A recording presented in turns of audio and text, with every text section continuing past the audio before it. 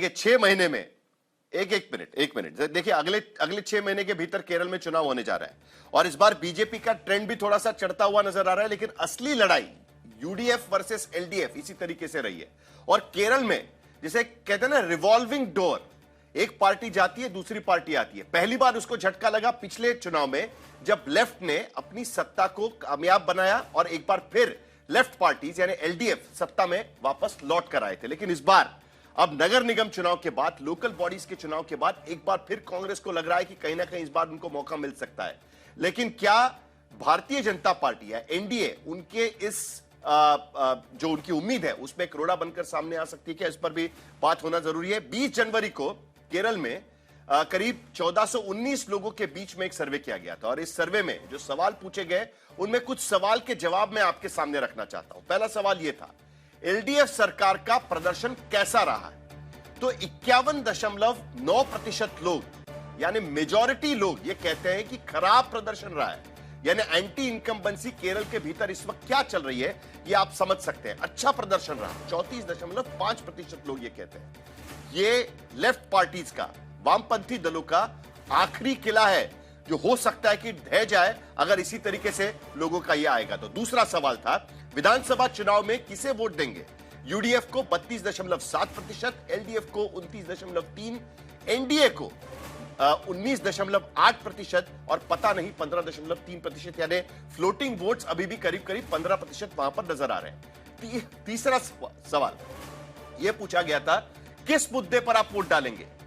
विकास के मुद्दे पर 21.3%, एलडीएफ के काम के मुद्दे पर 21.3%, प्रधानमंत्री का चेहरा 13.6%, केरल के भीतर भी प्रधानमंत्री के चेहरे पर 13.6% लोग वोट डालने के लिए तैयार हैं।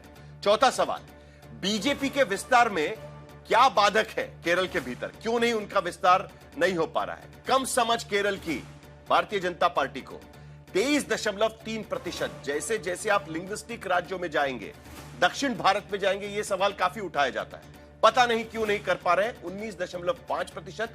हिंदू वोट पर सीपीएम की पकड़, क्योंकि कम्युनिस्ट पार्टी भी बार बार कांग्रेस पर तुष्टीकरण का ही आरोप लगाती है। 19.2% लोग यहां पर यह कहते हैं। अमिताभ तिवारी, आखिरी सवाल बड़ा दिलचस्प मुझे नजर आया कि जिस वोट बैंक पर दरअसल भारतीय जनता पार्टी आगे बढ़ना चाहती है उसी पर लेफ्ट का कब्जा। बंगाल में भी हमने वही देखा, जैसे जैसे लेफ्ट डेसिमेट होता गया, खत्म होता गया, भारतीय जनता पार्टी वहां पर आगे बढ़ती गई। क्या यही स्ट्रेटेजी केरल के भीतर भी नजर आएगी? हाँ, एसेंशियली अगर हर 5 साल में जिस राज्य में सरकार बदलती है तो वहां पर अगर 10 साल से सरकार है तो एंटी इनकम्बेंसी काफी ज्यादा है, काफी ज्यादा है। तो इसीलिए हम देख रहे हैं कि 52% एंटी इनकम्बेंसी और लगभग 34% लोग सेटिस्फाइड है। लेकिन जब वहां पर CPM is considered and the Hindu party, तभी वो तुष्टीकरण का आरोप, तभी उनका आरएसएस के साथ काफी वहां पर टसल रहता है। और बीजेपी जिस तरह से बढ़ रही है उसका नुकसान जो है वो लार्जली एलडीएफ को होता हुआ दिख रहा है। और जब हम बीजेपी की कमजोरियों के बारे में बात करते हैं तो क्लियरली दिखता है कि क्योंकि सीपीएम हिंदू पार्टी है, वहां पर माइनॉरिटी पॉपुलेशन ज्यादा है और हिस्ट्री, कल्चर, हेरिटेज जो है केरला की, उसको बीजेपी नहीं समझ पा रही है। आई थिंक ये 3 जो हैं वो सबसे बड़े कारण नजर आ रहे हैं। तो ये जो चुनाव है 2026 का, ये केरल के इतिहास के लिए बहुत इंपॉर्टेंट है, क्योंकि जैसा आपने कहा कि अगर लेफ्ट हार जाती है, मान लेते हैं अभी भी 50-50 प्रोबेबिलिटी मानते हैं किसी भी चुनाव में, तो there will be no left in the country, sort of, correct. और वहां से जो है बीजेपी की उम्मीद है कि एक बार जब लेफ्ट हारी, आपको ध्यान है 2011 में लेफ्ट हारी वेस्ट बंगाल, और 10 सालों के अंदर 2021 में वेस्ट बंगाल में उसके 0 सीट्स हो गई, 0 खत्म हो गई, जो पूरी खत्म हो गई, और वो पूरा का पूरा बीजेपी ने कैप्चर कर लिया उनका जो डिक्लाइन है। तो यही स्ट्रैटेजी बीजेपी की है और 2026 का चुनाव उस हिसाब से बहुत महत्वपूर्ण रहने वाला है केरल के पॉलिटिकल लैंडस्केप को डिफाइन करना। अमिताभ तिवारी, और एक सवाल को लेकर मुझे आपके पास आना है, लेकिन संदीप शास्त्री, क्या यह बात सही मानी जाएगी, क्योंकि बार बार सर्वे में यह नजर आता है और भारतीय जनता पार्टी की कोशिश लगातार रही है, राष्ट्रीय स्वयंसेवक संघ भी केरल के भीतर, तमिलनाडु के भीतर काफी काम करने की कोशिश कर रहे हैं, उनके कई प्रचारक वहां से आते हैं, लेकिन उसके बावजूद पार्टी वहां पर कभी बढ़ नहीं पाई। जब भी हिंदी बेल्ट के बाहर जाकर बीजेपी काम करने की कोशिश करती है तब उनके सामने चैलेंजेस खड़े होते हैं, और खास करके उन भाषाओं में जैसे मलयालम हो या तमिल भाषा, उन राज्यों में जाकर कोशिश करती है तब काफी चैलेंजेस होते हैं। ये चैलेंज उसी तरीके से देखा जाए क्योंकि बार बार केरल की कम समझ, ये भी सबसे ज्यादा लोग समझते हैं कि नहीं भाई हमारे स्टेट की समझ थोड़ी कम है। हिंदी का मुद्दा निकलता है, कर्नाटक में उसका विरोध होता है, तमिलनाडु में विरोध होता है, आंध्र प्रदेश में विरोध होता है, केरल में विरोध होता है, महाराष्ट्र में विरोध होता है इसी मुद्दे को लेकर।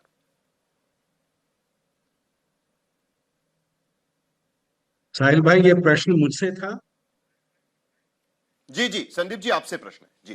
धन्यवाद सर। मुझे आपने कार्यक्रम में शामिल किया, दर्शक के रूप में अभी तक था और बहुत आनंद लिया मैंने जिस तरह से अभी तक डिबेट हुआ है। भाषा का विषय दक्षिण भारत में एक विषय है, पर उतना इम्पोर्टेंट, उतना एक प्रमुख विषय मैं मानूंगा नहीं। और क्योंकि हम केरला की बात कर रहे हैं, केरला में भाषा उतना एक बड़ा मुद्दा नहीं है, हिंदी भाषा का प्रश्न उतना बड़ा मुद्दा नहीं है। केरला में अलग विषय है। जैसे आपने कहा, ये तीसरी विकल्प के रूप में बीजेपी जो उभरने की एक कोशिश कर रही है, इस कोशिश को हम एक हिस्टोरिकल पर्सपेक्टिव में देखना चाहिए, जहां यूडीएफ एलडीएफ का टाइट फाइट था। आपने रिवॉल्विंग डोर पॉलिसी का भी जिक्र किया, और यहाँ पे अभी 10 साल हो रहे हैं कि एलडीएफ की सरकार राज्य में रही है। पिछले साल रिवॉल्विंग डोर पॉलिसी वर्क नहीं हुई। सो एलडीएफ के विरुद्ध, ये अमिताभ जी का सर्वे में भी दिखता है कि एलडीएफ के विरुद्ध बहुत ही स्ट्रॉन्ग सेंटिमेंट है। सो इस संदर्भ में जो कांग्रेस सोचती है कि हमारी एक मौका अभी हमें मिल रहा है, आप प्रधानमंत्री का स्पीच देखेंगे तो वहां आपको साफ नजर आएगा कि अटैक पूरी कांग्रेस पे रही है, क्योंकि लेफ्ट फ्रंट के विरुद्ध तो पॉपुलर सेंटिमेंट थोड़ा आज नहीं है। और कांग्रेस सोचती है और यूडीएफ सोचती है कि हम उसका लाभ उठाएंगे। इसलिए आप देखेंगे बीजेपी का निशाना ज्यादा कांग्रेस पे है और कम लेफ्ट पे है।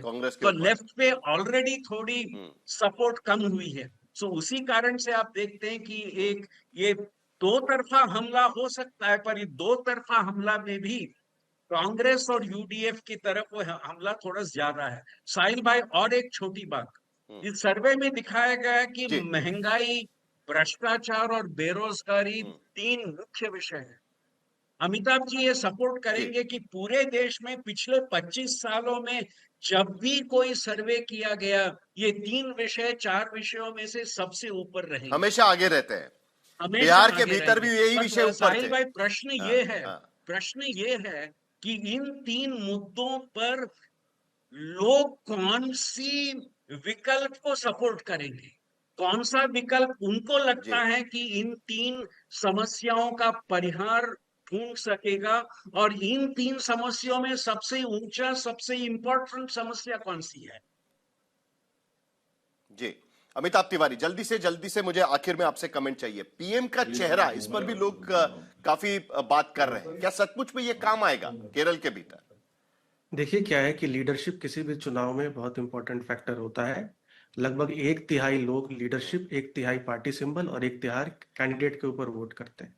आज केरल में जो लीडरशिप है बीजेपी के पास, राजीव चंद्रशेखर की हो, के सुरेंद्रन जी की हो, और जो और लीडर्स हैं, उनका कंबाइंड माइट जो है वो एक पिनरी विजयन या वीडी सतीशन से कम है।